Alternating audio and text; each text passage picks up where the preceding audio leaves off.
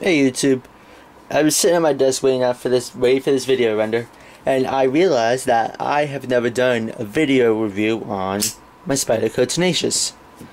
So I figured, might as well do it now. I got my little list of talking points right here, so I don't lose track of what the fuck I'm doing, because I've done that already. This is my second take of this video, so let's hope I can get it right. Alright, let's start with the blade. The cutting edge of this beautiful blade is 3.1 inches, somewhere around there. It is full flat ground. As you can see, the steel is HCR13 MOV. It's a pretty soft steel, but it holds an edge really well. It's pretty easy to sharpen, so it's a little bit in the middle. I just resharpened this, so it's got a razor sharp edge on it. The edge, unlike most blades, the edge goes all the way to the hilt of the blade. And then you got your trademark half-inch Spidey hole at the top. Got a nice blade thickness of about 1/8 of an inch. Got a nice point on a full flat ground blade. Very nice, pretty wide, very good for cutting. Obviously, almost any knife is. You got some nice jimping on this thumb ramp here. Doesn't really work with the band-aid because I don't want to rip it apart. Very good jimping. There's no jimping on the actual handle though, but the blade is so ergonomic that when you hold it, this is just the natural position when you go to hold it. You don't go to hold it like this. You put your thumb there and you push up. When you're cutting, your thumb is not going to slide off that jimping. Very well machined jimping. Let's see if we can get in close on that. Yeah, look at that. Nice and deep. Flat tops. Beautiful. As far as locking system goes, it's got a nice little liner lock, pretty strong. It's not spring assisted, but when you're closing it, you can feel the spring. Let's see if I can get it.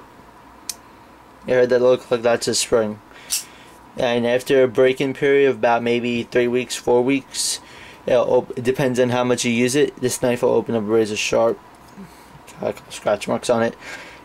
It takes abuse pretty well. As you can see, it's got the scratch marks here and there. That's about it. Made in China, but don't discourage it based on that because this knife is very well machined. I haven't found any failures with it so far. Nothing really bad. Another big plus about this knife is the clip design. Clip design is very low riding, sort of. Just that part sticks out. And it's not really too big of a deal, but the clip could be carried on left or right side carry, both tip up and tip down side. So you got the, what the hell do you call it, handle screw holes for all four corners of the blade. I keep it on the right side tip down position, where when it came from the factory, I didn't change the clip at all. As far as the inside, the liners, well, I need to clean that. It's skeletonized, the seal liners, so yeah, it adds a little bit of weight, but you can't really have I like my knives a little heavier, but that's just personal preference. It's got G10 handle scales, not too aggressive like the Recon 1, but aggressive enough where it's not going to like fly out of your hand or anything, unless you're misusing it. You got your Allen wrench pivot screw, or yeah, it's Allen wrench. By the liner lock, you got a little ramp here. I guess I don't know what it's for, but it just makes it feel nice. Ergonomics, it just, like I said before, fits perfectly in the hand. You can hold it like this. It's pretty comfortable in the reverse aggressive position also. But for cutting, this is definitely the best. And excuse me. As most Spydercos, you can have the little zip tie mod to open it when you pull it out of your pocket, which I'll do another video on that. Pretty easy. Let's see what else to talk about. Lock mechanism speed, yes. Price and point of purchase. This knife is $32 and change on Amazon for a brand new knife. Comes in the box and the plastic, all that other shit. For a $32 knife, you can easily get it sharpened. That's durable, perfect size, amazing EDC blade, easily replaceable. Buy 2 or 3 of them at a time. Use one, keep one in storage until one breaks, and I didn't even have any problems with this yet. And another thing I forgot to mention, little lanyard hole. Not too big, but could be a little bigger, but I don't use lanyards, so it doesn't matter to me. What else is there to talk about? Durability, talked about. Yeah, the value is really good on this, obviously. $32 knife, like I was saying before, $32 knife, and you get this much value out of it. Nice and sharp out of the box. Decent line of lock. Amazing. Oops, that failed. This is my Band-Aid's fault. There we go. Amazing speed for opening. Very good medium duty knife.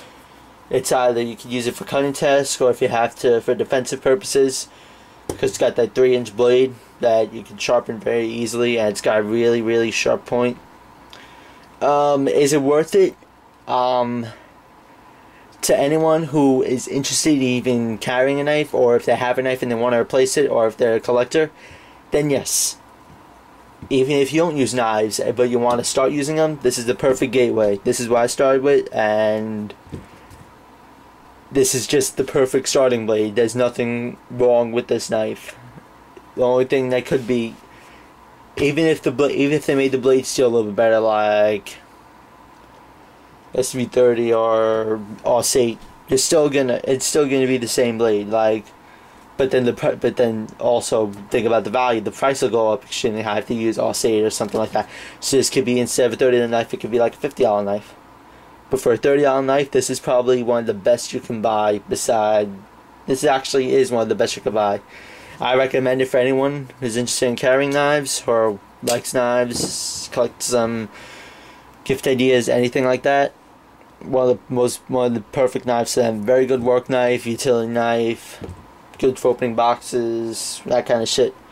I've used it to cut carpeting also. It worked out really good, but it got extremely dull really quickly, so I had to sharpen it up. But yeah, it holds an edge really well. Nothing else I can really say about this. I'll leave a link in the description down there for purchase. I'll also have all the specs down there, because I know people don't like when they have all that clogged up on in their video, and then it's just way too much. Almost forgot to include the cutting demo, which I completely forgot about. It's just it, plain old 3x5 index card. Oops, that was my fault.